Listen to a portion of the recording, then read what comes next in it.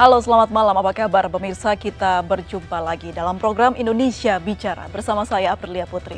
Gubernur DKI Jakarta menutup tempat-tempat wisata yang dikelola Pemda. Kebijakan tersebut diberlakukan untuk mencegah penyebaran virus corona di tempat ramai. Selain itu, Anies juga mengimbau agar warga Jakarta membatasi kegiatan di tempat umum kecuali untuk keperluan mendesak dan menutup sekolah. Selain DKI, Gubernur Jawa Barat Ridwan Kamil menetapkan aturan sekolah di rumah selama 14 hari. Dan malam ini Indonesia Bicara akan membahas hal tersebut, namun sebelum membahasnya lebih jauh, kita saksikan dahulu tayangan berikut ini.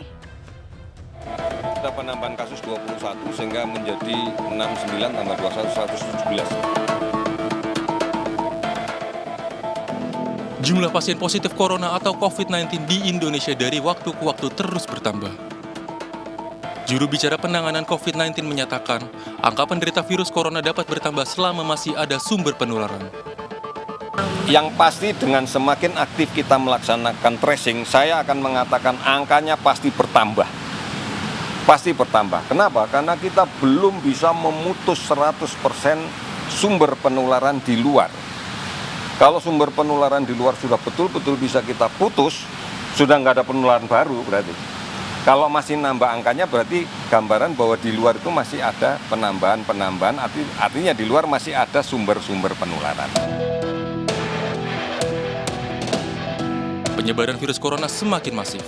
Pemerintah telah menetapkan penyebaran virus corona sebagai bencana nasional. Namun masyarakat pun diharapkan tidak panik dan tetap produktif. Tak hanya itu, aktivitas mulai dari bekerja, belajar, maupun ibadah dilakukan di rumah. Pemerintah pusat pun memberikan kewenangan kepada pemerintah daerah untuk menentukan status penyebaran corona di wilayah masing-masing. Berdasarkan status kedaruratan daerah tersebut, jajaran pemerintah daerah dibantu TNI dan Polri, serta dukungan dari pemerintah pusat untuk terus melakukan langkah-langkah yang efektif dan efisien dalam menangani penyebaran dan dampak COVID-19. Selama merebaknya virus corona, Rumah Sakit Umum Daerah diminta meningkatkan pelayanan tes kesehatan COVID-19. Tak hanya itu, pemerintah daerah harus bekerja sama dengan rumah sakit swasta dan lembaga riset dan pendidikan tinggi yang direkomendasikan Kementerian Kesehatan dalam melakukan riset menangani virus corona.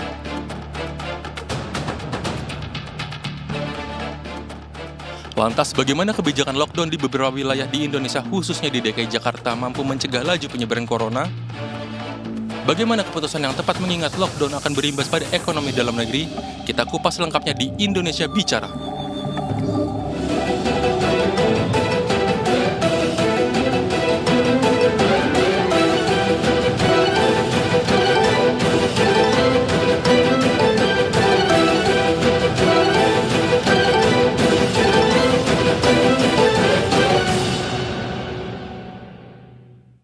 Ya, pemirsa, menakar urgensi lockdown hadapi corona akan jadi perbincangan kita pada malam hari ini. Kita akan sapa dulu narasumber yang sudah hadir di studio. Yang pertama ada Mas Abra El Talatov, analis ekonomi Indef. Apa kabar? Selamat malam. Selamat malam, Mbak. Terima kasih sudah hadir di Indonesia Bicara. Dan yang kedua ada Ibu Deni Puspa Purbasari, Deputi 3 KSP. Apa kabar Ibu? Selamat malam. Baik. Terima Selamat kasih. malam. Nah, ini kalau kita bahas mengenai bagaimana perkembangan virus corona di Indonesia sangat cepat. Dalam, ya kita bisa bilang weekend kemarin, itu kebijakan dilakukan pemerintah luar biasa signifikan yang dilakukan. Saya ingin tahu, Mas Abra, apakah kebijakan ini mempunyai dampak utamanya di ekonomi kita, Mas? Ya. Hari-hari ini memang publik digelayuti dengan rasa was-was, kekhawatiran, karena kita tahu merebaknya COVID-19 ini cukup ekstrim di belahan negara, hampir 150 negara atau sekitar 72% dari entitas negara di dunia. Dan di Indonesia sayangnya termasuk keempat terperingkat ke atas yang memiliki rasio kematian, kalau kita lihat dari data itu tertinggi, sekitar 3,8%. Walaupun jumlah kasus positifnya masih relatif kecil, hanya 117, tetapi tingkat kematiannya justru cukup besar, 3,8%, di bawah Filipina 7,2%, Italia 6,8%, dan Iran 4,8%. Nah, di tengah tingginya laporan yang dikeluarkan oleh pemerintah hari per hari, itu kita melihat bahwa pemerintah memang sudah cukup gerak cepat, ya, proaktif untuk menangkal penyebaran, dan tetapi masalahnya ketika mobilitas ini juga belum bisa direm secara optimal, penularan tersebut belum bisa kita pastikan seberapa cepat penurunannya. Jadi pemerintah memang di awal itu lebih tebal dalam hal kebijakan untuk mengurangi dampak ekonomi. Tetapi bagaimana memitigasi dari sisi aspek kesehatan penularan penyakit ini yang dirasa masyarakat merasakan masih belum maksimal lagi seperti itu. Baik. Bu Deni, kalau soal kebijakan, apakah kebijakan ini memang Presiden memberikan prioritas kepada kepala daerah yang memang daerahnya sudah terjangkit begitu, Ibu? Ini sebenarnya yang disampaikan oleh Bapak Presiden kemarin, itu kita baca adalah sebagai langkah yang berbeda tingkatannya dibandingkan dengan langkah-langkah sebelumnya. Karena apa? Karena memang kepala daerah sesuai dengan Undang-Undang Otonomi Daerah itu diberikan kewenangan untuk melakukan kebijakan yang terkait dengan pengelolaan daerahnya. Nah, gubernur maupun bupati, wali kota adalah yang paling tahu tentang situasi di daerahnya. Karena itu Presiden meminta agar gubernur maupun bupati dan wali kota berkonsultasi dengan para pakar, termasuk dengan BNPB yang ditugasi sebagai ketua Satgas untuk percepatan penanggulangan COVID-19 ini, untuk kemudian menyatakan situasi daerahnya seperti apa dan mengambil langkah-langkah. Pemerintah pusat mendukung sepenuhnya apa yang akan menjadi keputusan dari kepala daerah. Yang kedua adalah Presiden sudah menyampaikan agar masyarakat, meminta masyarakat agar bekerja di rumah, kemudian belajar di rumah, dan juga beribadah di rumah.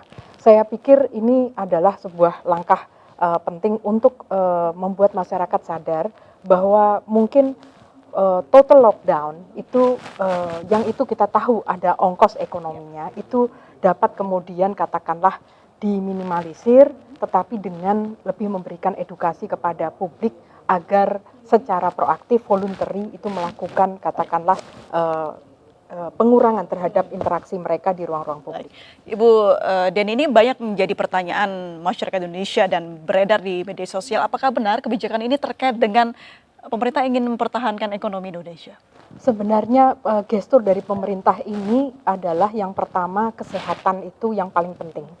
Karena kita melihat bahwa apapun yang dilakukan oleh pemerintah, apakah itu dengan stimulus fiskal, apakah itu dengan nantinya Bank Indonesia melakukan pelonggaran moneter, itu tidak bisa mengobati yang disebut sebagai fundamental problem, yaitu corona itu sendiri. Jadi corona harus di-contain dan dikontrol. Kalau kita tidak bisa menjinakkan itu, apapun amunisi ekonomi kita itu tidak akan efektif. Karena itu health first, ekonomi itu adalah yang kedua. Health first, ekonomi yang kedua. Karena memang bersinergi ya. Betul, karena kalau itu tidak sekali lagi kita tanggulangi, maka dampaknya itu tidak akan efektif. Kita akan kemudian mengalami katakanlah persoalan kesehatan yang lebih luas, yang itu ongkosnya tidak bisa katakanlah dikuantifikasi begitu saja secara moneter. Bukan berarti pemerintah diam saja menghadapi virus corona ini, bahkan pajak penghasilan pun sudah ditetapkan untuk ditiadakan dalam 6 bulan ke depan. Dari sini saja apakah sudah mulai bisa dikalkulasikan, Mas Abra, kita akan kekurangan penghasilan dari negara begitu? Ya, kalau pemerintah sendiri kan sebetulnya sudah mengumumkan juga implikasi dari adanya insentif fiskal ini. Kurang lebih ada peningkatan defisit dari 1,76 menjadi 2,5% atau sekitar seratusan triliun ya. Jadi memang itu konsekuensi yang harus diambil oleh pemerintah. Ini pil pahit yang harus ditanggung pemerintah. Tetapi pemerintah juga sebetulnya mengirim sinyal positif dengan mengatakan bahwa walaupun target pajak dikurangi dengan adanya stimulus tadi, tapi belanja tetap dipertahankan. Tapi konsekuensinya tadi defisit melebar. Nah, ini memang menjadi dorongan juga untuk menjaga daya beli masyarakat. Ya, tetapi memang masih ada beberapa pertanyaan juga di publik bahwa memang ini sifatnya stimulusnya parsial, hanya untuk kelas tertentu gitu. Kelas yang dengan penghasilan di bawah 200 juta dan hanya di sektor manufaktur. Padahal kita tahu bahwa dampak dari virus corona ini memang ke seluruh sektor, bahkan yang sektor paling langsung adalah sektor pariwisata. Dan jadi ada pertanyaan dari publik juga bagaimana insentif-insentif yang diberikan pemerintah terhadap kelompok masyarakat lain, terutama masyarakat yang bekerja di sektor informal. Baik, ini menjadi pertanyaan Ibu, sektor pariwisata seperti apa? Saya pikir tadi pesannya adalah kesehatan terlebih dahulu, ekonomi kemudian. Tentu saja kita berusaha untuk tidak membalans, tetapi memitigasi dampak ekonomi dari katakanlah pengedepanan intervensi atau perhatian pemerintah terhadap kesehatan. Karena tadi nyawa tidak bisa diukur dengan rupiah. Yang kedua adalah terkait dengan pajak tadi. Jadi kalau kita melihat bagaimana katakanlah kebijakan pemerintah di bidang ekonomi merespon COVID-19 ini, yang pertama adalah soal pariwisata. Nah, sampai kemudian kita menyadari bahwa di beberapa daerah pariwisata barangkali kemudian justru ketika kita melakukan katakanlah stimulus untuk misalnya saja perjalanan dinas itu atau rapat bisa dilakukan di daerah pariwisata yang terdampak supaya kita bisa mensubstitusi turis asing dengan katakanlah turis domestik. Tapi ketika itu kemudian daerah pariwisatanya tidak steril sepenuhnya, maka sebenarnya kita justru mendorong kepada resiko kepada orang-orang yang bepergian ke daerah pariwisata Mungkin hal ini bisa dilakukan kalau kemarin masih epidemik ya Bu ya, karena sekarang udah pandemi. Persis. Nah, Tindakannya juga berbeda. karena itu tindakannya berbeda, meningkat secara sesuai dengan perkembangan situasi. Yang kedua juga pemerintah telah menyampaikan akan meningkatkan benefit dari kartu sembako yang semula itu 150.000 menjadi 200.000. Ini untuk melindungi masyarakat yang miskin dan rentan supaya kemudian terjaga daya belinya.